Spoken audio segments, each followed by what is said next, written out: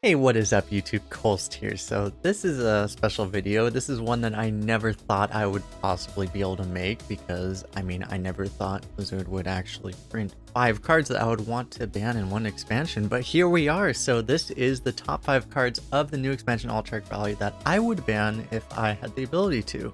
And I think especially number 1 may surprise you. Of course, if you like this arena content, if you like the videos, subscribe if you want to see more, dislike if you don't like it and you're here for some reason, comment and all that, but let's get right into the video. So at number 5, we have one which I think may be a little bit surprising to some people, because this is the card that I actually had. If you look at my old video, which was the top 10 cards of Alterac Valley, which I think I would mostly agree with, and in this case I still do agree with, this was the card I put at number 1. And this is Templar Captain. If you're not familiar with this card, Templar Captain is an 8-mana 8/8 rush with after it attacks a minion, summon a 5/5 defender taunt. So basically it has rush and it's the 13/13 with 8 mana. It's just ludicrously powerful for arena. It's just way too strong, right? So why is this card only number 5 on my list here, you may ask? Well, the reason is because there are actually 4 other cards that, as far as like design and like just reasons, like this actually seems relatively tame and fair in comparison, even though I think it is actually potentially the most objectively powerful card of the set. It's just the fact that it comes out on turn 8, and a lot of times by that point, you know, the game is swung one way or the other, and it just doesn't actually, it doesn't always create the most unfair situations. Like if you're, and maybe I've been fortunate, but at least the times that I've seen this card come out, like I've actually been able to deal with it, or I was losing the game already and it wasn't, you know, it just wasn't the biggest problem. And late game cards in general, it can be accepted that they should be, you know, relatively more powerful, and this is a class card. It's not a common, which is something we'll get into later. So, you know, relatively speaking, this thing is on the more acceptable side compared to some of the other cards we're going to talk about later in this video. But of course I will include on this list because, at least to me personally, like there can be strong cards in Arena, but this is just a little bit over the top, right? Generally speaking, I think Arena benefits when, you know, there aren't individual cards that have such a high influence over the outcome of the game. It kind of defeats the whole purpose of, you know, fighting for incremental advantage and stuff. And it also creates the kind of unhealthy situation where, you know, because your opponent just doesn't quite have the ability to answer this, because its ability is able to trigger multiple times, if they just aren't able to kill it, it's just, you know, that one card will lose the game. And I think that feels really bad to be on the other side of. As I said, I think there are 4 other cards in this set that are actually even more unhealthy for this reason. Outside of this one is more just from a raw power level, but the other ones are a bit more unhealthy. And with that, we're going to move on to number 4 on this list, which is Ivus the Forest Lord. So Ivus the Forest Lord, if you don't know this card, it's a 1-mana 1/1, but critically with Battle Cry, spend the rest of your mana and gain +2/+2 Rush, Divine Shield, or Taunt at random for each. So you're only able to get each keyword once. That's very critical, but +2/+2 you can keep getting over and over and over. So when I reviewed this card, I think I had it at number 9 on my list. What I said was you're going to play this probably most likely in the mid game, and you know you'll get something like a 7/7 Rush, Divine Shield, Taunt, something like that most of the time. But what I didn't see, and a large part of this I think is because the meta slowed down significantly, is that isn't exactly how people are really using this card. And what I think the difference is that the way people are using this card now, which I think is actually much less healthy, but it's probably the way to use it, is you hold this card as long as possible until turn 9, turn 10, and then you just play this thing. On 10 mana, this is a 13/13 Rush, Divine Shield, Taunt, basically guaranteed. And then, you know, you get to kill anything you want, and if they don't have sounds or hard removal, they just lose, right? So in that way, I think this card is significantly less healthy than even Templar Captain. Templar Captain can potentially provide more value, but it has to stay alive for multiple turns and swing. So this card, you know, will do all of its value right up front, and it requires very specific responses, or the game just is ended by this single card. And even though this card is a legendary, it's also in neutral, so because of that, you're actually going to see it significantly more commonly than Templar Captain. There's even ways to generate random 1-drops, like Jar Dealer, for example, and then it's another way to generate this card. So I actually think For these reasons, I actually put this card higher than Templar Captain on my list of cards I would ban, even though it is a legendary.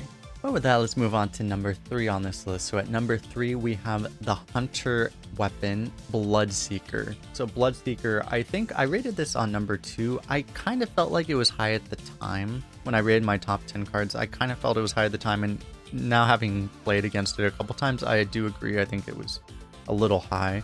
Essentially, this is a 2-mana 2/2 weapon with honorable kill, gain +1/+1. So it makes this card very toxic, essentially, as well. I mean, if you get to kill like a 3/2 on curve with this, you win, basically.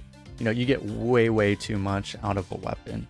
What makes this card kind of okay, and this is one of the limiting things of honorable kill mechanics in general, is that, you know, once something gets a little bigger, the bigger something, the more attacks an honorable kill has, the harder it is to trigger, right? And the more likely your opponent is to be able to counterplay it. So, you know, sometimes, even if it goes up to 3 attacks, sometimes you can have other things in hand.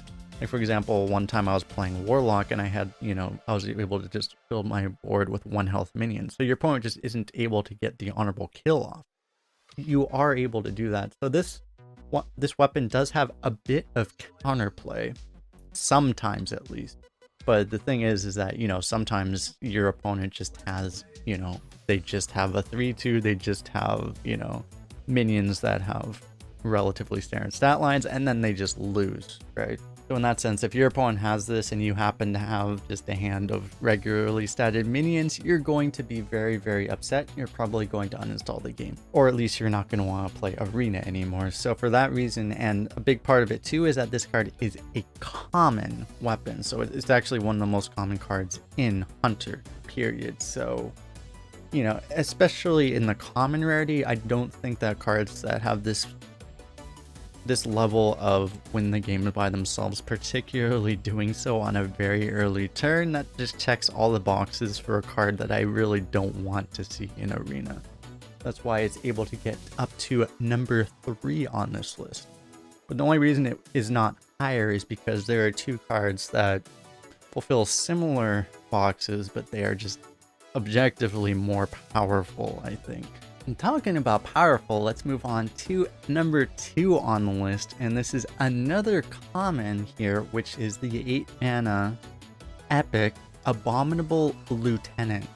So this is only a 3/5, but this is very, you know, very critically has the text that at the end of your turn, eat a random enemy minion and gain its stats. So this is a card which it kind of has the Templar Captain problem, where, you know, it has the condition that if your opponent isn't able to answer it or kill it, then you just win. That's basically how it works, right? Unless they have like a whole bunch of tiny minions and they're able to hit you in the face until you die. But generally speaking, if an Abominable Lieutenant is allowed to live, it's going to gain so much value that the game is going to end. It's also creatable by Glaciate, which is another thing. It's a good time to mention, you know, just removing these cards from the draft won't entirely solve the problem, because, you know, discovering them can also be an issue. And so again, like, this card is on the list because, first of all, it is a neutral, and not only is it a neutral as compared to Ibis, it is a non-legendary. It is an epic, but it is still a non-legendary. So you will see it significantly more often. I even had one opponent the other day play 3 of them all drafted against me in the same game. So that was fun. And so if you compare this to like Ibis, right, which I had at number 4 on this list, it is, I think, generally speaking, a little bit weaker. It's a bit more conditional, and it doesn't it doesn't have taunt, right? So sometimes it doesn't win the game, but the reason I have it so high on this list is essentially just because it's a non-legendary. And there are a few ways to generate it as well. So just having these kind of cards in the arena just creates a bit more of a problem than that random legendary you lose to, you know, once every like 10 runs or something. And with that, if you're wondering what could possibly be worse than Abominable Lieutenant, well, I'm about to tell you, because at number 1 on this list, I'm wondering if it's a big surprise to anyone, I have the Shaman objective card, Wildpaw Cavern. So this is a card that I've actually, I remember seeing some people didn't even give this the max score in their tier list, but this is objectively one of the strongest cards of the new set. This is 4 mana. At the end of your turn, summon a 3/4 elemental that freezes, last 3 turns. So for 4 mana, you get not just one, a 3/4 elemental freezes would be a very strong 3-drop, okay? But for 1 extra mana, you get not just one, not just two, but 3 of them. And the reason that this card is so strong is when you play it on curve, you pretty much just win. Maybe if your opponent has, a mass board clear, they can come back from it. But, generally speaking, this is just way too much tempo from one card that you're not going to be able to deal with it. I've actually beaten this on curve 2 times, I think, but one of my opponents knew exactly what they were doing too, because they just literally played this and then went face with everything, and I was just barely able to hold on. Because that's the thing, is that what this card provides is just so much tempo that you can usually just end the game off it instantly, assuming that you get it on turn 3 going second or turn 4. And so for some stats to back up why I have this number here, well, first of all, this card has a 64% deck win rate, which is absolutely insane. It's pretty much better than any class card in Shaman by 2% right now, which is pretty crazy outside of a couple legendaries. The most critical thing here is that its mulligan win rate, which is the win rate of when you have it in your opening hand, is above 76%, which is absolutely insane. For reference, the win rate of Ysera right now when played is 78%.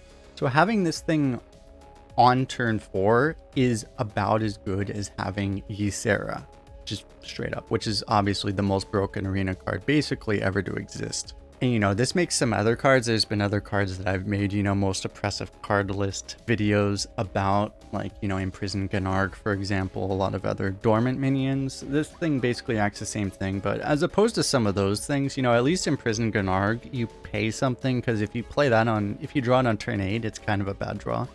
This thing is never a bad draw. Like, if you play it on turn 7, turn 8, you're still pretty happy. It obviously isn't going to be the game-winning bomb at that point, but it's still a very, very good card.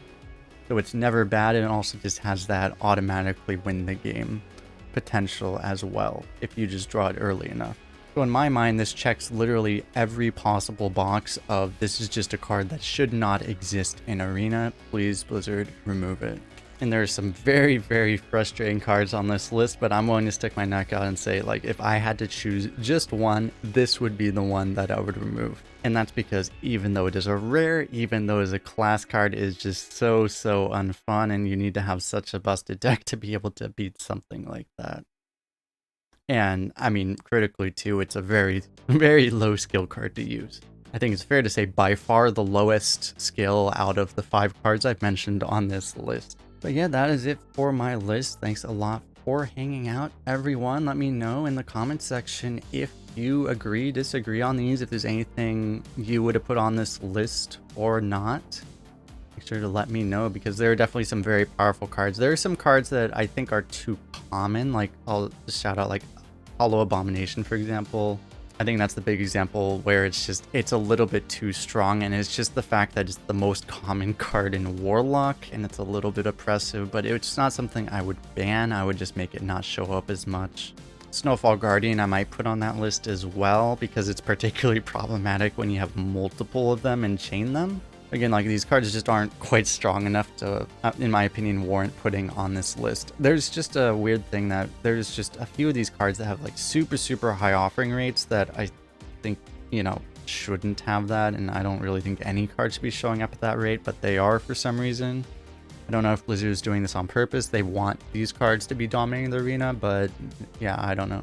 In my opinion, these cards should have a lower rate, not being, super buffed rate like they appear to be. Again, if you like the video, like it. If you dislike it, dislike. Subscribe if you want to see more of this kind of content. But yeah, thanks a lot for hanging out one last time, and we will see you guys in the next one.